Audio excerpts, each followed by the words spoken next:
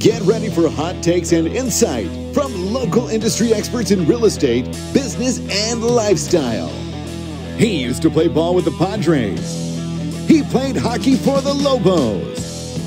Now they're crushing it in the real estate game. Together, they'll showcase the best of the Duke City. This is All About You, ABQ.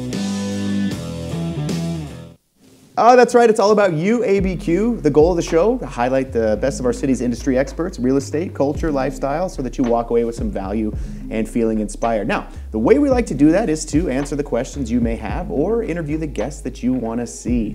So we invite you to join the conversation. You can reach out using the hashtag up here or join our email list to get some timely tips about our community and real estate market. Hey, I'm Skip Adams, owner of Sold by Skip Real Estate Brokerage here in Albuquerque. Grant Harvey, Vision Mortgage, home loan expert. You have seen Grant and also this tree as the head coach of the University of New Mexico men's Lobo hockey team. Now Grant is absolutely crushing it in the mortgage game. You've seen Skip on many televisions, but the one that highlights him the best is HGTV's House Hunters, and he's part of the top 2%.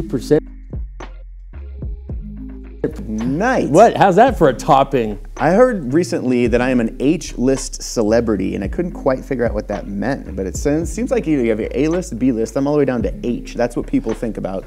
We went on TikTok to actually figure out what that scale meant, and then we learned a few dances, and then we figured out that Skip is H-list. We're trying to bring him up. Yeah, and I sold all my personal info to China to get that.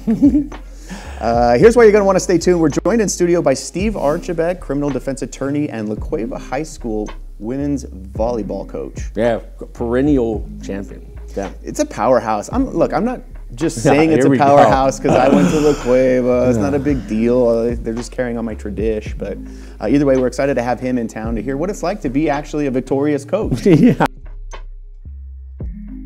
That later. I don't really want to touch on that. It's very. It's current events. What'd you do this weekend? Let's talk a little bit about product placement, dude. You know what I mean? I mean, let's try and go get a little zoomy zoom. Sold by Skip water bottles. We are now. We have merch. We have merch. If you guys want to come in and yeah, and all the big fives and the indoor mercado. Indoor mercado. You can tell. Look at locally sourced. What is that? That looks like the Portland Trailblazers logo. My sports fans know what's up. Hold on. Laser etched? Is it really? Look, not bragging. What, are you rich? Yeah. This guy's having a good year. Yeah. So we got merch. Visit soldbyskip.com/who gives a fuck. Anyways, let's moving forward. Yeah, let's talk about current events. You know, do you want to jump into what you did this weekend? Yeah. Well, I watched the Barbie movie, and I'm not even ashamed of it. Got dressed up. Loved it. It was a great movie. They had no rules. I think they did great with it. I'm not a big guy about musicals, and it wasn't a musical. They kind of made it a conglomerate of humor, some adult humor, and Ryan Gosling singing his song, which is actually pretty funny. So I got a big kick out of it, and the whole movie theater was filled with people dressing like idiots like me. So that's the thing, you really dress up like Kendall and you go out? Yeah, I dress up like Kendall. Kendall Jenner was Yeah, I dressed up like Kendall Jenner. And we're actually doing a makeup line with lip gloss. Yeah, great movie. Yeah, and then we'll touch on the other part. What'd you do? Dude, you know, just work, show properties, but a little current event I wanted to touch on. You know, we always talk about on the show some of the cool parts about Albuquerque and some parts that are lacking. And our downtown has perennially just been blah. You know, there hasn't been really a stitch of progress as far as nightlife or, you know, safety or industry downtown. A lot of complaining, like usual. This show is the antithesis of this. Yeah, so one thing to note is that Mayor Keller was announcing the Rail Trail. If you're not familiar with the Rail Trail, I'm going to break it down for you. I authentically am not familiar. Downtown Albuquerque walking. Albuquerque Rail Trail is a 7 to 8 mile key destinations in the greater downtown area. The project seeks to encourage economic development, healthy recreation, and cultural expression. So funding partnerships, who the hell is going to pay for it? The rail trail includes $15 million from the city, $10 million from the state, and $11.5 million from a federal raised grant. So public-private partnerships project to light. And you can see it's kind of, it's a very artsy installation. The trail, the rail place for people to get mugged. Okay, let's talk about this. Is it paved all the way through? Yeah, rollerblade center. Yeah, where are we going with that, right? That pumps me up. Yeah, it's cool, right? So it'll be, at least something. You can appreciate regards how you. That means people are less likely to go, oh, what's this going to cost me, right? I mean, you're having other people allocate funds to you. That was probably the magic of the grab bag, is to make sure that this wasn't self-funded. And it looks like quite, I mean, who knows from the rendering? From what we got. Well, look, our skyline is what it is. We have, and the joke is always of that. It's Albuquerque, but anyways, that's our skyline. Moving forward, the rail trail, yeah, check it out. Keep your eye on the When's news. the completion date? Should be, who knows? I mean, it's one of those projects, but it should be starting soon. I mean, I think they have it fully approved, and the artist renderings are ready to go.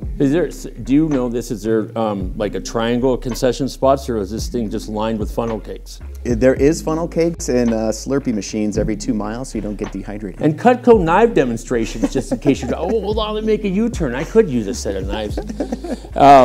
I think this would be some information. Mortgage Minute. So now, in ever-increasing house prices, I feel like a lot of borrowers are having to dig deeper for down payments and appraisal gaps. Gift money applied to you, right? So who's eligible? Your parents, a fiance, a cousin, an uncle, someone in your immediate family can actually give you the money. The reason why it has to be immediate is the government is eternally obsessed with money laundering and for sources of terrorism, right? So, that thing's antiquated, but they're still using it to its full stronghold. So a lot of people will go, hey, mom, dad, can you give me, and they have to give it to you. That's the essence of a gift. You have to state in a letter that this is not to be paid back. This is truly a gift. The IRS allows you to donate $34,000 to one individual year per parent. So two parents can donate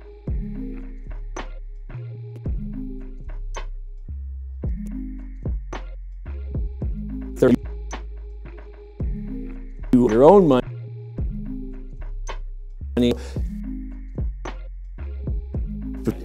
That's your synaptic gift money. Hit up a mortgage broker and they'll be able to tell you about a situation. But it's a good way for you to generate funds and eliminate mortgage insurance by using.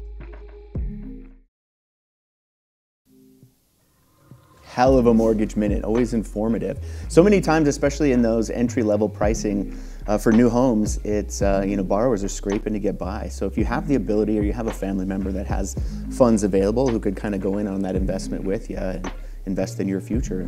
You know what I'm seeing a lot? I'm seeing a lot of parents kind of dig into the inheritance money and say, why don't we apply it when you need it? We don't necessarily need to die for you to make use of this money. And I think a first-time home buyer can really benefit from having a lower LTV. And the other thing is, we always talk about this, a strong purchase agreement. And if you are putting 5, 10, 20%, those have varying merit with a seller. And someone that's put two competing percent down.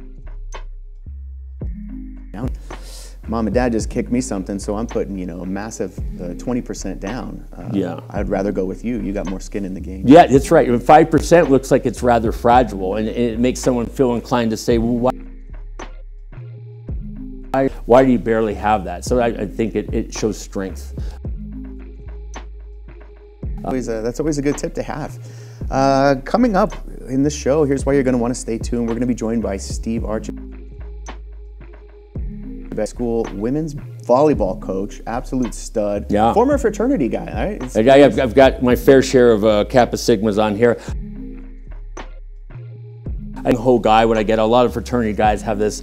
And I love my Kappa Sigs. Show us your tattoo. I don't have a tattoo. I don't have any tattoos. But I do feel like I've had many chapters in my life and a lot to draw off of. But I do love my Kappa Sig friends. There are quite a few of them. Yeah. Hockey, Kappa Sig, and people that sell me hair products. Kendall Jenner. Product placement. Kendall Jenner will be here next show. Yeah, so, and then obviously stay tuned to the end of the show. We get into everybody's favorite tips this week. Coming up, talking about the Housing Forward initiative and how you can capitalize on it to bring in rental income to your house every month to help offset some expenses. So another cool thing that Keller put together for us, the Housing Forward initiative. Yeah, I'm looking forward to seeing that, and I like the movement of new ideas and what is it? Would it be investment? No, not. No, so we'll be talking about the Housing Forward initiative in order to address the housing shortage. We're kind of taking the coding.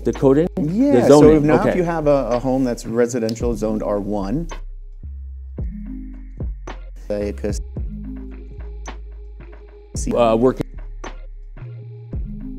for people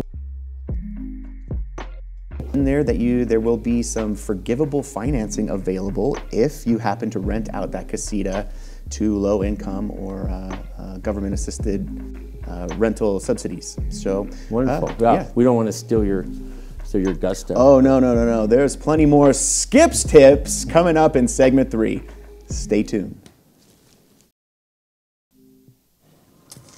And welcome back to YouABQ. I'm your host, Skip Adams, owner-broker of Sold by Skip Real Estate here in Albuquerque. Grant Harvey, Vision Mortgage, home loan expert. You are a home loan expert. You're looking slim, dude. Looking at you on the monitor here. It's taking years off. I'm Phil 26 again. Yeah, the show takes years off your life. So fantastic guest today, Steve Archibeque, criminal defense attorney, but also an absolute stud champion, La Cueva High School. Pretty good. Volleyball coach. Well, you're okay.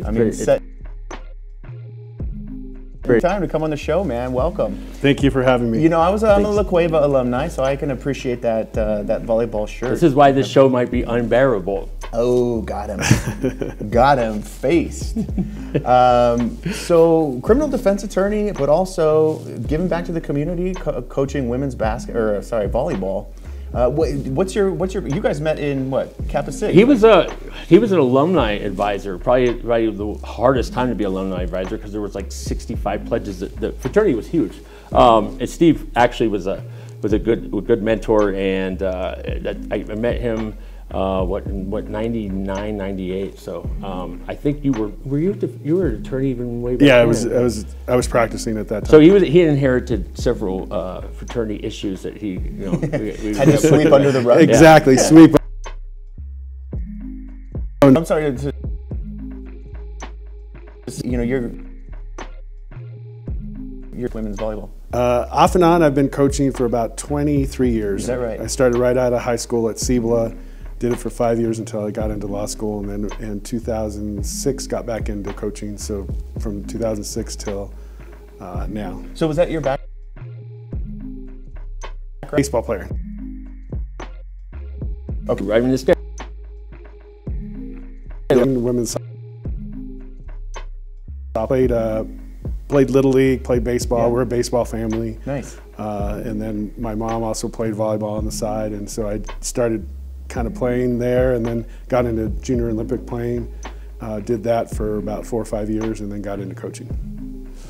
So I knew Steve played volleyball, and one time I hadn't seen him in a while, and he wanted to go to a volleyball tournament, and he's like, man, and I'm like, no, trust me, we're going to do good, because everyone that hasn't played volleyball thinks they're going to be really good. They played in the park one time, and they dominated their little cousins. So we go up there and we get smoked, and he's looking at me like, why'd you invite me? Like he doesn't say because he's too nice, but he's like, you're awful. So we get annihilated in this tournament, and I was like, man, volleyball is pretty tough. So I stuck with it, played some sand, and then I started following his team in hardcourt volleyball, and it was amazing. They did some really good. You turned out some teams that just performed. And how many times did you win? Match 6 for 8 years. 2008 in some capacity, right. JVC team, and head coach since 14 as an interim coach and then head coach at 15. Okay, so it's my understanding you've won 5 out of 8 seasons as head coach, right? That's correct. State titles? State titles. So I think what the elephant in the room is what happened on those other 3 years. Did you fall asleep like a true bear? Did you stop caring? Those poor girls, like, why did you? I mean, it seems like a letdown. If that's my takeaway, I think you've done really well. But what happened those 3 years? Those poor girls are probably out there watching.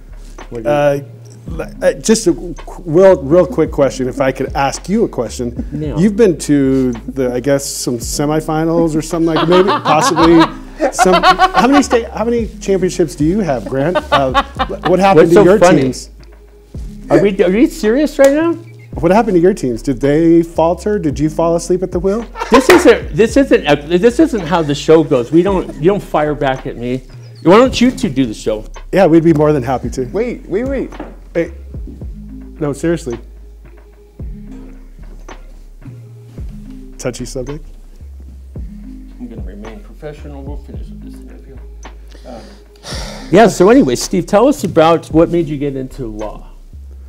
Well, basically in college, I probably needed a graduate degree to succeed, or in my eyes succeed. So I started my MBA and took the LSAT, got into law school. So that was the avenue that I went. Yeah. What made you interested in law? Like, what age did you think you wanted to be a lawyer? You know what? Okay. And what I thought. And I like to argue. I like to kind of. You like to stir the soup. I like to stir the pot. Correct. I would like to move. Talk a little bit about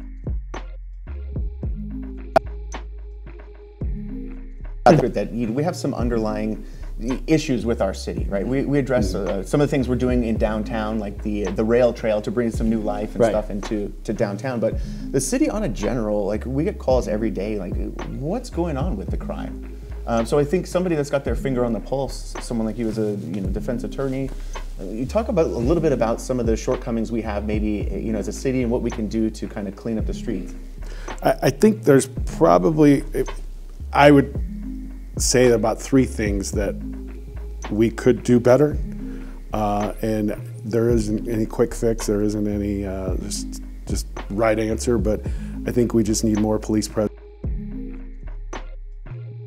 kind of revamp. I think their system in hiring and getting the police on the streets. We lose too many every year, and we're not replacing them and also doubling them. I feel like we had a tarnished reputation for our policing here, and so I feel subsequent recruit classes are probably paying penance for that, and it's not their fault. But I believe APD was under such ill repute for the longest time. It was probably hard to recruit more officers, right? I mean, yeah.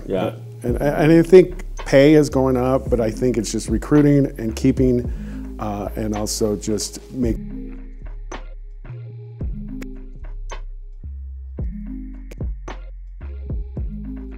are having enough of the training academies. Did we go through that issue of defunding the police? I know in some of the cities up in the Pacific Northwest, that was like the big thing, like pull all the money from the cops. We don't need them. I mean, did that hit here? Do you guys know? Or? There was a talk, but I think it was the defund is not defund the mechanism. It's we need to have funding for other areas that also help coordinate with police, like the mental health issues, the drug problem. And those are the other 2 issues that I was going to talk is we're rampant with drugs in Albuquerque, and that's I think the root of all evil of what's crime is. Sure. It's just everyone's, they're fending for their fix, and then they're committing crimes in order to get their next fix. I do feel like I feel like the crimes are a little bit more brazen and quick and almost impulsive per their health circumstance, right? I think when someone needs their drugs fast, the desperation sets in, and you get some pretty heinous or atypical crime that we haven't seen before. But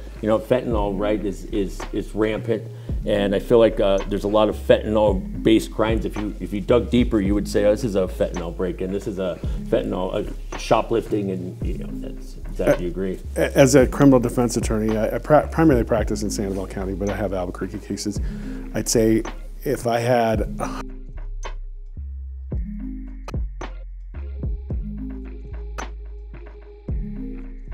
and it's cheap, it's you know, it's just easy to access, and it's not. It used to be heroin, it used to be meth. You don't see those cases that often. And do you think that has to do with our geographic location, to having an international border to the south? Is that where we see a lot of it come through? I don't think so. Yeah. I mean, you're we going just have knuckleheads. Yeah, every city. Yeah. Every city is rampant with the drugs. I feel like fentanyl is I think Chinese based, right? Isn't it just an import type of thing? I don't know if it's a cartel thing. Maybe they have their hands. They do. They do hands. too. Yeah. Okay. Yeah. Okay. And we are in the mechanism of the 40 corridor and everything coming in and up. Yeah, but I think the bigger cities. I mean, you're San Francisco, you're Chicago. Right. You're also getting the train. Mix. The philosophy. Everyone would take down the line of codeine-based or Percocets, and then the heroin, and then fentanyl. What do you think the answer is to at least have it subside a bit? And that's the rehabs and drug treatment, because you can send everyone to prison, you can send everyone to jail, they're still going to come out with the same problem. And so unless you address that problem, you're not. Yeah, you can't lock them all up, right? And basically you're going to lock them up, they're not going to get the treatment, and they're just going to come out and just. Well, speaking of, catch and release, criminals coming in and out, there's been some reform, not just here, but nationwide when it comes to the bond. People paying bail and getting out of jail, and then creating more crime and coming back in. So what are some of the changes? Years ago with the bail reform, to get rid of the bail and go in with more of a monitoring system and making sure that or individuals, instead of a pretrial detention or detaining them because they haven't been convicted yet, that they have an opportunity to be monitored or see what happens. And I think that is what snowballed is the catch and release, is that everyone's just released immediately without any monitoring system. And I think there has been this gradual change into more of a monitoring, more of a ankle bracelets, more of kind of drug testing and finding out where they're at. Doing a lot of electronic monitoring is a system right now. So I would say the premise of this was a good intention. Like a lot of times we find out the byproduct of a law, subsequent trickle down. Yeah, I think it started off with, hey, not everyone can afford bond money. Why should it go to? I mean, it seemed like it was picking almost elitism or people that were non-privileged. And in turn, what happened is they're back out there. And I think a lot of people think it's a local idea, and how did we let this happen? Like, who voted for that? Who caused this, right? And everyone's looking to blame, and that's why I thought it was important to have Steve on, because people are under the wrong impression, or they have philosophies or theories that just aren't true. And that is correct. I mean, I think the bail reform was a few years ago, and it was put up to a vote. I think it wasn't as thought out as it should have been at that point. And the mechanisms of the pretrial detention and also the monitoring weren't thought out at that point. It was just this: we need to release everyone. You shouldn't be detained prior to being convicted, and there was no mechanism set up in the back end to, well, what happens when they are released? Yeah.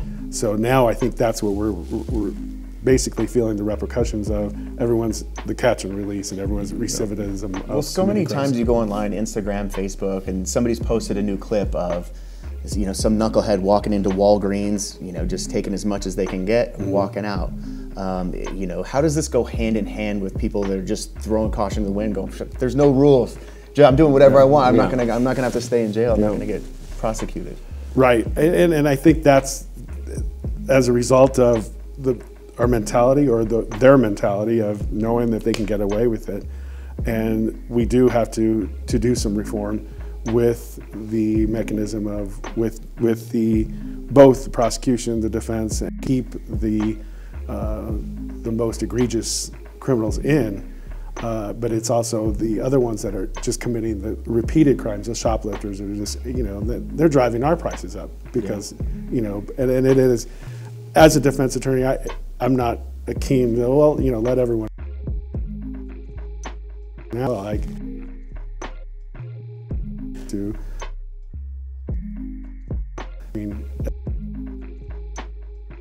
there's a lot of the backbone. I think we were talking off camera a little bit, is that people become more brazen in the crimes that they're committing, and so its driving force is to get that next fix, and they're going to do whatever they need. Fun part. You built a beautiful and the of Albuquerque, but a great restaurant with scenic food, pretty good. Like that's if you had to go pick a one spot. If I had to show you one spot, yeah. Right, if you're here for Balloon Fiesta, go to El Pinto. Yeah. So you've been all over. What made you stay in New Mexico? You had family, but right. What else? What other virtues do you think this city has that makes you anchor here? Well, my family, and also my basically my love for coaching. I got in the opportunity to coach. And then my practice, my law practice. But I mean, the beauty of just being able to do, get out, go hike, go camping, go wherever. And it's kind of a big city in a small city life. I mean, there's things to do, but it's not that big city hustle and bustle. Yeah, you know what I'm going to do? I'm going to fit in a funny story. So, no. Steve had been lucky enough. It's a beautiful.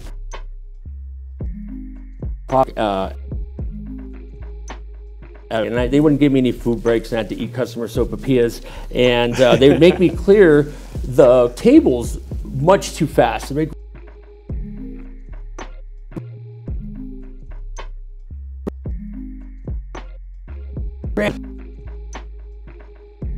Go, Steve.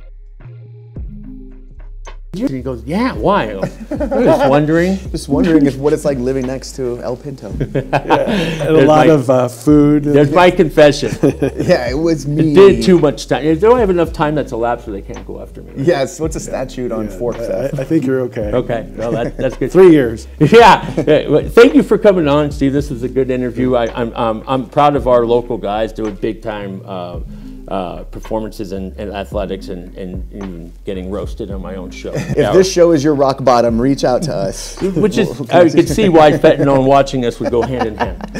Coming up in our next, first of all, thank you, Steve Archibeque, for stopping by. Coming up in our last segment, it's everybody's favorites, Skip's Tips, so stay tuned. Welcome back to the show, segment 3. I hope you enjoyed our Between the Two Ferns segment there. I thought Steve did a great job with that. We'll probably be doing that from now on. There's a little twist on season 2.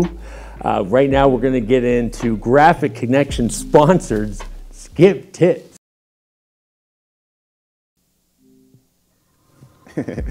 That's right, it's Skip's Tips. Anything that saves us time, makes us more money, or allows us to have more fun, whether that's in real estate or real life.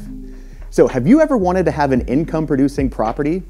Well, thanks to our Housing Forward initiative, you're now allowed to build a casita in your backyard. And this casita can be rented out. And did you know, companies like Home Depot are now offering tiny house kits for like $25,000. So, share this with a friend and tell them Skip said so. Here's a live look at the plant. Great episode. Steve Archibeque came in to save the day because this show is just going downhill. Yeah, they're thinking about finishing. What do they say? Renewing our contract? No. They're thinking about extending it. Oh, that's right. I always get those two mixed up. Yeah. Wednesday nights, Sunday mornings here on the Education Channel. What time? We got a 7 on Wednesdays and a 9 on Sundays. Dude, you have to ask Candace. She doesn't even know. Anyways, we got bumped. Thanks for tuning in. This is all about you, ABQ.